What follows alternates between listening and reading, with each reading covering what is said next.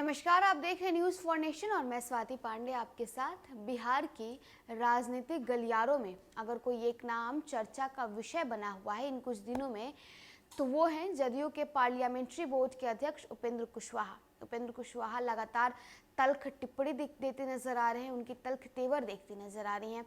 वो लगातार जदयू के खिलाफ और इतना ही नहीं, अपने करीबी और बिहार के मुखिया यानी मुख्यमंत्री नीतीश कुमार के खिलाफ मोर्चा खोले हुए लगातार उनके खिलाफ इनके इतने बयान आ रहे हैं, भाषा पूरी बदल गई है। जिसके बाद सवाल ये उठ रहा है कि क्या उपेंद्र कुशवाहा के बीच और बीजेपी के बीच डील हो गई है? क्या उपेंद्र कुशवाहा और अमित शाह के बीच डील हो गई है? आपको बताएं कि जब उपेंद्र कुशवाहा दिल्ली के एम्स में भर्ती थे तब उनसे भाजपा के 3 बड़े नेता मिलने गए थे। जिसके बाद उनसे अगर सवाल पूछा गया तो उन लोगों ने ये जवाब दिया कि ये मात्र एक शिष्टाचार भेंट थी, राजनीति भेंट नहीं थी। लेकिन जो आपको बताएं कि उपेंद्र कुशवाहा पटना पहुंचते हैं, वो ऐसा बयान देते हैं कि जो भी जदयू में सबसे ऊंचे पद पर है वो भाजपा के उतने ही करीब है।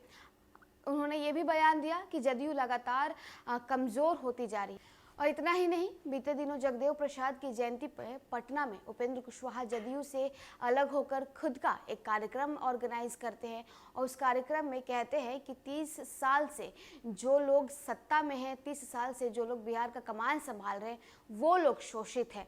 तो देखिए, उपेंद्र कुशवाहा की लगातार जो बयान है, उनकी जो भाषाएं हैं, वो जदयू के खिलाफ इतना ही नहीं आरजेडी के खिलाफ भी हो गई हैं और अपनी तल्खी दिखाते नजर आ रहे हैं। ऐसे में जो सवाल उठ रहा है वो ये है कि क्या उपेंद्र कुशवाहा नीतीश कुमार से नाराज होकर भाजपा में शामिल हो जाएंगे और क्या उपेंद्र कुशवाहा की अमित शाह से डील हो जाएगी? तो आज हम आपको इस वीडियो में ये पूरा बात जो है वो क्लियर करते हैं। ये पूरी वीडियो एंड तक जरूर देखिएगा। जदयू में नीतीश कुमार और उपेंद्र कुशवाहा के बीच चल रहे घमासान में महागठबंधन में जदयू के सहयोगी राजद ने अब दखल देना शुरू कर दिया है। उपेंद्र कुशवाहा को लेकर राजद के विधायक भाई वीरेंद्र ने बड़ा हमला किया है और बड़ा बयान दिया है।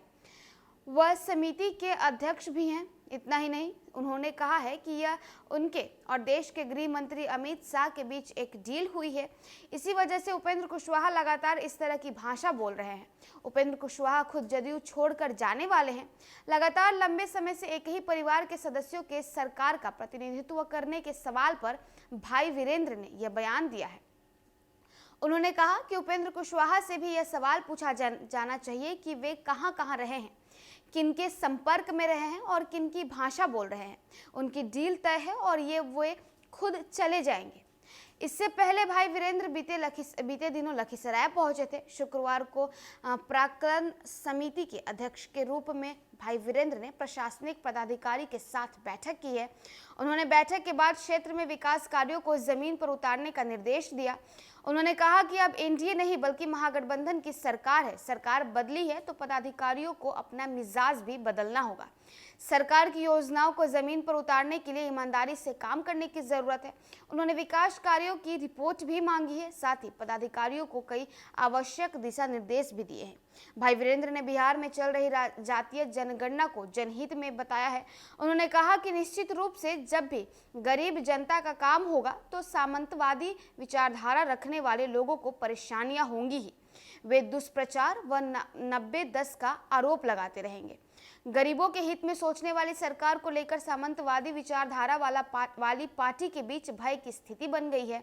जातीय गणना का मुख्य उद्देश्य इससे पता चलेगा कि बिहार में किस जाति की कितनी आबादी निवास करती है।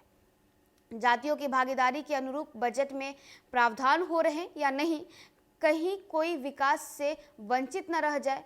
इन तमाम बिंदुओं के कारण यह गणना कराई जा रही है। इससे सभी जाति के लोगों को फायदा होने वाला है। तो देखिए, पहले तो जदयू के नेता उपेंद्र कुशवाहा के खिलाफ बोलते नजर आ रहे थे, लेकिन अब राजद के भी नेताओं ने मोर्चा खोल दिया है। ऐसे में भाई वीरेंद्र ने जातीय जनगणना को लेकर के तो कहा ही, साथ ही साथ उन्होंने उपेंद्र कुशवाहा को लेकर के कह दिया कि उपेंद्र कुशवाहा और केंद्रीय गृह मंत्री अमित शाह के बीच डील हुई है। और डील ये हुई है कि उपेंद्र कुशवाहा जो है वो अब साल 2024 में जो लोकसभा चुनाव होने वाले हैं, इससे पहले उपेंद्र कुशवाहा भाजपा में चले जाएंगे और अमित शाह के साथ चले जाएंगे। यानी देखिए, अब बताएं कि साल 2010 में जब लोकसभा चुनाव हुई थी तब भी उपेंद्र कुशवाहा भाजपा में थे, भाजपा के साथ उन्होंने चुनाव लड़ा था और भाजपा को काफ़ी ज़्यादा जो है फ़ायदा उन्होंने पहुंचाया था। और अब फिर साल 2024 में जो चुनाव होने वाले यानी लोकसभा चुनाव होने वाले हैं, इससे पहले भी ये कयास लगाई जा रही है कि क्या फिर से उपेंद्र कुशवाहा भाजपा में चले जाएंगे और फिर भाजपा को फ़ायदा पहुँचाएंगे।